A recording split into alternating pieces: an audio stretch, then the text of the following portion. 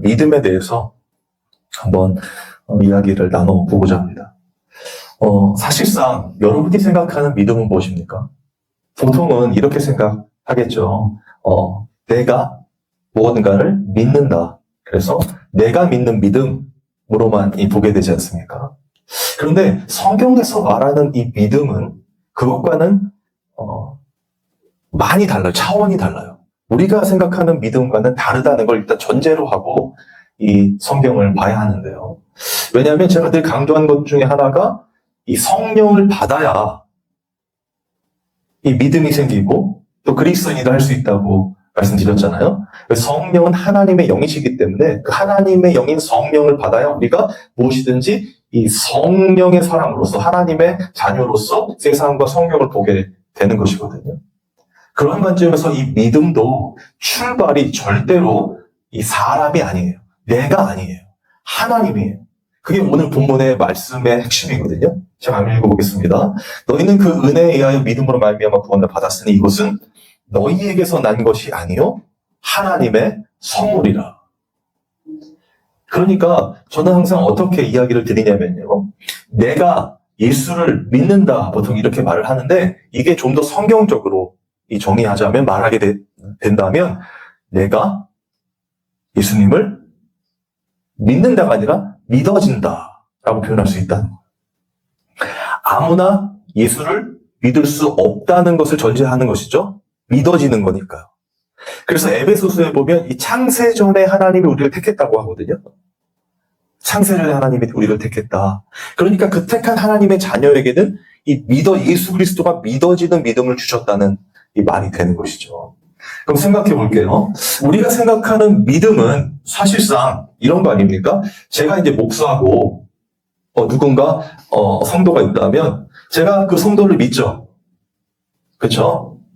그리고 그 성도님이 저를 믿죠. 제가 제 아내한테 물어보겠습니다. 저를 믿습니까? 믿겠죠, 저도. 지금 안 믿는다고 하는데 믿겠죠. 저도 믿죠. 그죠? 그런데 그 믿음이 어느 정도까지의 믿음이냐는 거예요. 저를 얼마나 믿습니까? 제가 목사고 여러분들은 성도죠. 여러분들 저를 얼마나 믿습니까? 100% 믿어요? 그럼 있는 돈 다 저 주실 수 있어요? 보통 제가 청소년 집회 같은 데 가면 이렇게 믿음에 대한 설명입니다.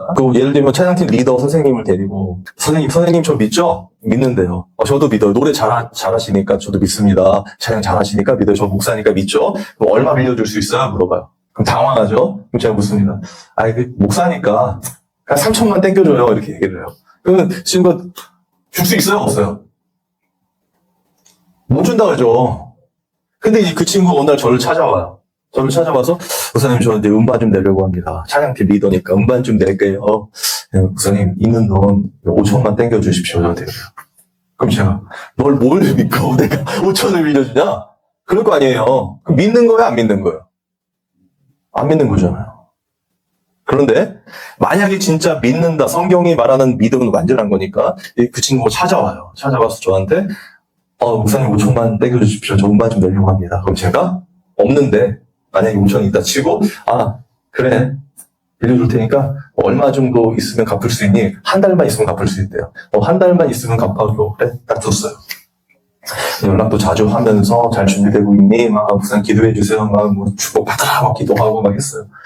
근데 이제 그날이 됐어요. 돈 줄 날이 그날이. 근데 제가 이제 기다리는 거죠. 믿었으니까 그래 주겠지. 근데 시간을 봤는데 한 3시쯤 됐어요 거의. 그럼 이제 은행 마감 시간 아니겠습니까? 초조하죠. 설마 그래도 내가 믿는데. 근데 얘가 연락이 없어요. 그래서 혹시나 문자를 보냈는데 씹는 거예요. 카톡을 했는데 씹고 그래서 제가 다시 전화를 합니다. 여보세요? 그냥 끊어버리네. 다시 전화하니까 꺼버렸어요. 전화기를. 자, 그때 제가 어떻게 되죠? 화가 머리끝까지 나겠죠. 야, 내가 믿었는데 안 되겠네? 그래가지고 막 수소문하고 그러는데 벌써 시간이 한참 흘러가지고 한 2달이 지났는데 그 친구가 어디 저기 울산 무슨 그 울릉도 이런 데서 울산 이런 데서 그 배를 타고 있다는 거예요. 그래서 제가 거기 찾아가죠. 찾아가가지고 딱 만나자마자 건물질을 하고 있을 거 아니에요. 안 나오죠. 야이씨, 내 돈. 자, 그러면은 제가 그 친구를 진짜 믿었습니까? 안 믿었습니까? 애매하죠. 근데 결론적으로는 안 믿은 거죠.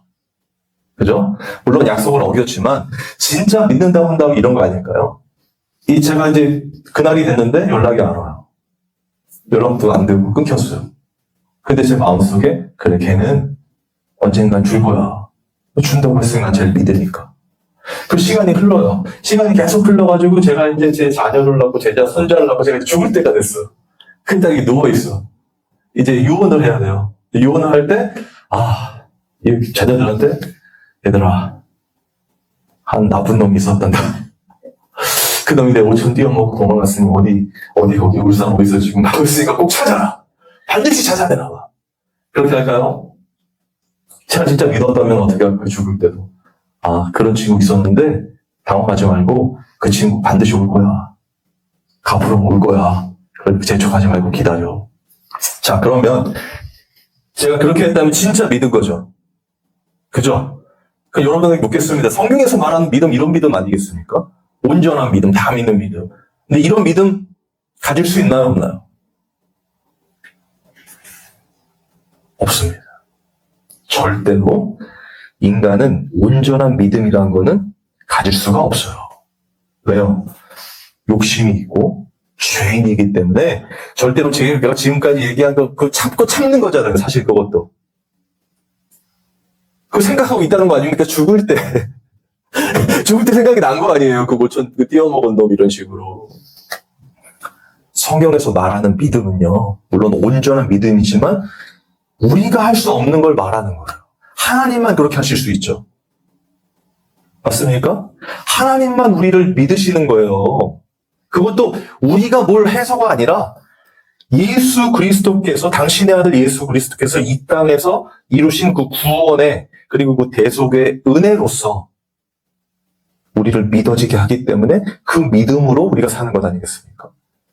오늘 본문이 그걸 잘 말해주고 있잖아요. 행위에서 난 것이, 9절에 보면 행위에서 난 것이 아니니 이는 누구든지 자랑하지 못하게 합니다. 우리로부터 출발된 게 아니죠? 하나님으로부터 출발된 거예요.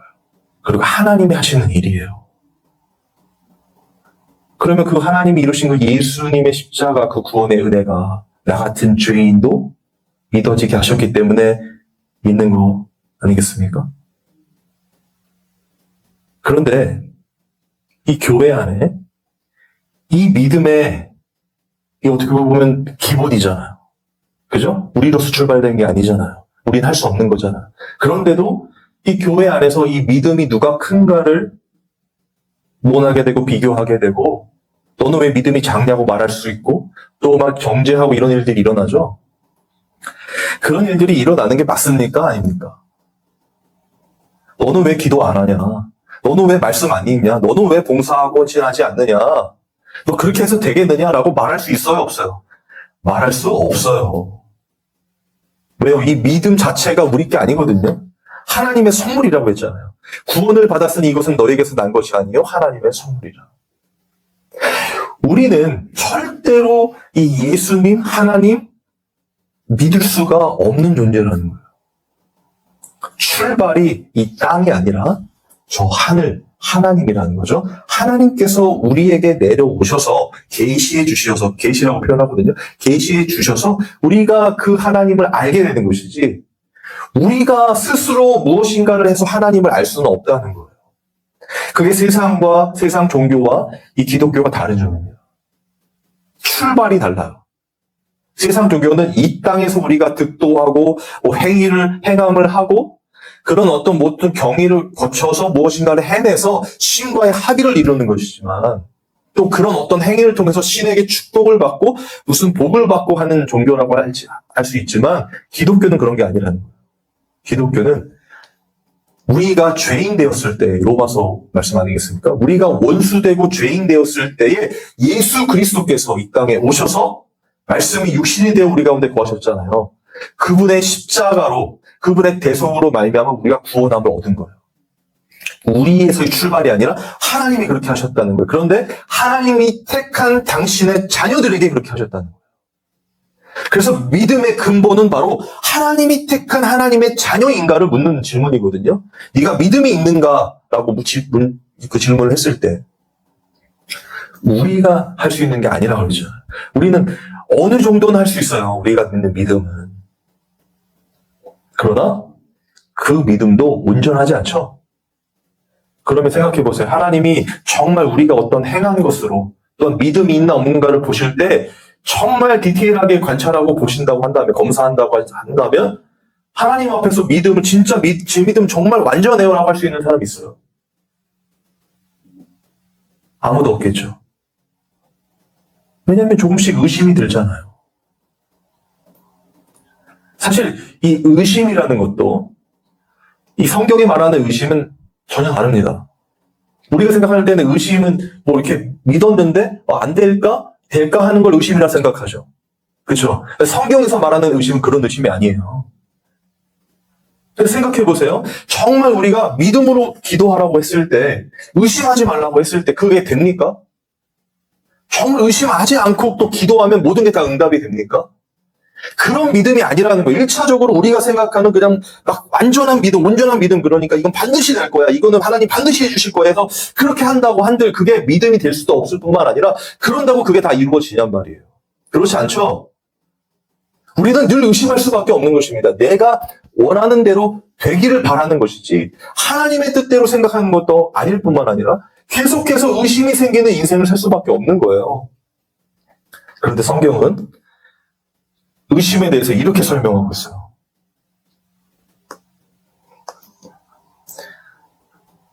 야고보서 1장 5절에서 8절을 제가 읽어드리겠습니다. 너희 중에 누구든지 지혜가 부족하거든 모든 사람에게 후히 주시고 꾸짖지 아니하신 하나님께 구하라 그리하면 주시리라. 오직 믿음으로 구하고 의심하지 말라. 조금도 의심하는 자는 마치 바닷바람에 밀려 요동하는 바다 물결 같으니 이런 사람은 무엇이든 주께 얻기를 생각하지 말라. 두 마음을 품어 모든 일에 정함이 없는 자로다. 자, 여기서 중요한 게 무엇인가 하면요. 6절에 오직 믿음으로 구하고 조금도 의심하지 말라고 했죠. 그런데 의심하는 자는 마치 바닷바람에 밀려 요동하는 바다 물결 같으니 이런 사람은 무엇이든지 주께 얻기를 생각지 말라. 두 마음을 품어 모든 일에 정함이 없는 자라는 거예요. 의심이라는 건 뭐냐면요. 그냥 믿고 아무것도 의심하지 말라고 했으니까 절대 될 거야 이런 걸 의미하는 게 아니라 8절에 두 마음을 품어 모든 일에 정함이 없는 자를 의심이라고 하는 거예요. 무슨 말인가 하면요. 하나님의 뜻과 내 뜻을 다 같이 품고 있는 걸 말하는 거예요.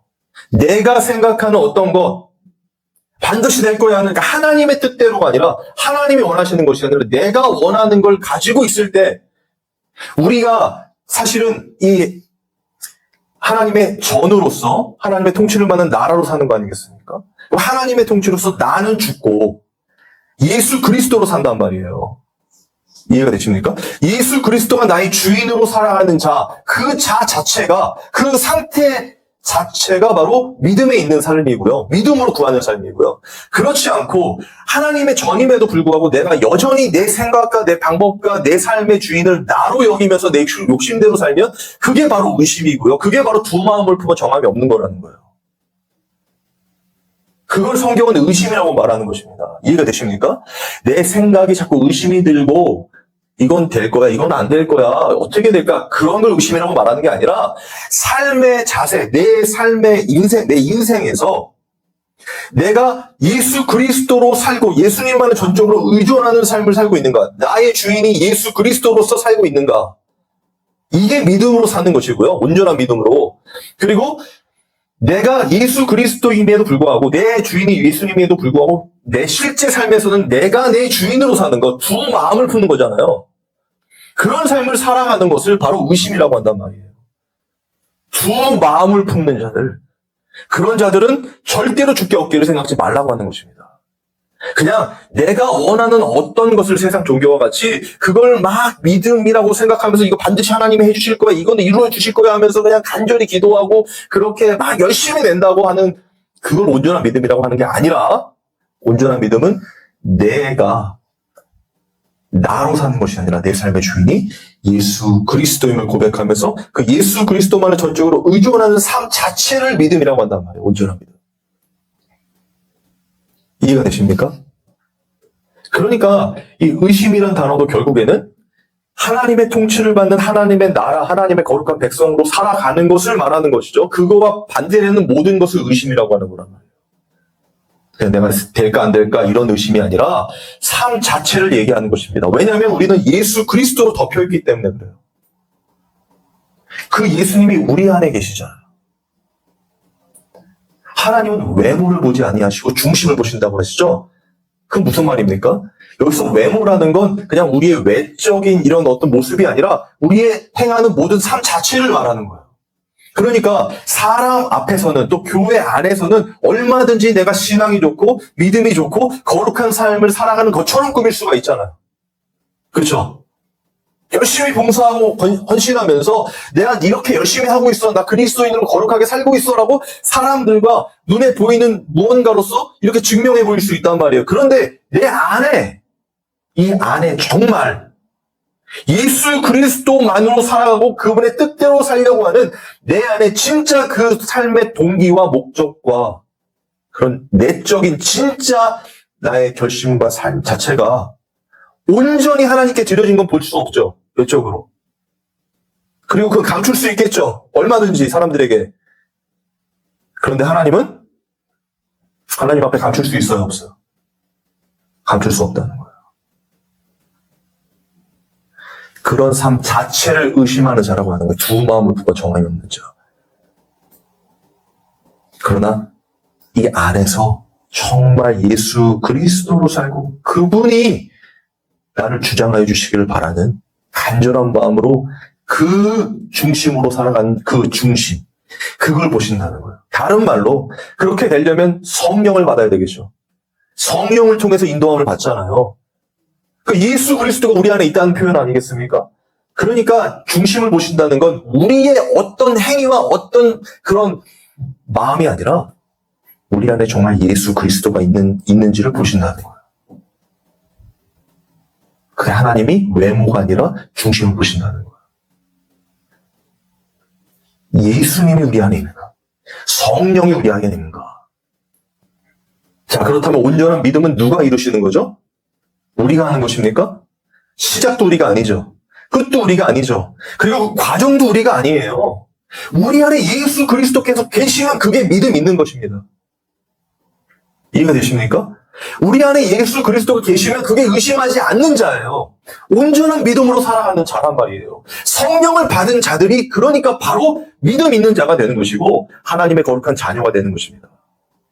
우리가 일주일 동안 살아가면서 우리 안에 예수 그리스도가 아니라 우리의 어떤 행위와 어떤 모습에서 정말 거룩한 모습, 정말 믿음 있는 모습, 하나님의 자녀의 모습으로 살아가셨습니까? 살아갈 수 있었습니까? 아니잖아요. 하나님의 말씀을 듣는 이 주일, 이 교회당을 나가는 순간, 혹은 우리 일상의 삶 속에서 우리는 여전히 내 욕심과 내 선택, 내 탐심, 그 우상숭배로 살아갈 수밖에 없는 자들이란 말이에요. 그런데 어떻게 믿음을 논할 수가 있습니까? 누가 믿음이 좋네, 누가 신앙이 좋네, 너는 왜 이걸 안 하네, 못 하네, 왜 하네, 이런 말들을 할 수가 있겠습니까? 아니라는 거죠. 우리 안에 예수 그리스도께서 계시면 그게 믿음이 있는 거예요. 그 말은 우리를 통치하시는 분이 하나님이시고 그 하나님의 통치로서 나는 어떻게 돼요? 점점 자기 부인이라고 하잖아요. 나는 점점 죽어지고 예수 그리스도로 하나님의 영역, 하나님의 역사하심 속에 전적인 순종과 복종으로 나아가는 것 자체가 믿음이란 말이에요.